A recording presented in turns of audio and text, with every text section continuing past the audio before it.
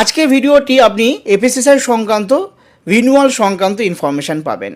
আপনি যদি সঠিক সময়ের মধ্যে রিনিউয়াল না করে থাকেন তাহলে ডিপার্টমেন্ট থেকে একটা পেনাল্টি আপনাকে পে করতে হয় আপনার ফ্যাসাই ফসকস পোর্টালে গিয়ে। পেনাল্টিটা কেমন হয়, ধরা যাক আপনার যদি লাস্ট ডেট 26শে জানুয়ারি হয়ে থাকে তাহলে 26 জানুয়ারি 180 দিনের মধ্যে আপনাকে রিনিউয়াল করার নিয়ম। যেদিনই আপনি রিনিউয়াল করবেন 180 দিনের মধ্যে যত আগে হোক না কেন আপনার ডেটটা ক্যারি ফরওয়ার্ড হয়ে যাবে। কিন্তু আপনি যদি 26 জানুয়ারি না করে 27 জানুয়ারিতে করেন তাহলে আপনাকে 3 গুণ, অর্থাৎ আপনার গভর্নমেন্টের ফিস যদি 100 টাকা হয়ে থাকে তাহলে 3 গুণ মানে 300 টাকা আপনাকে পেনাল্টি পে করতে হবে।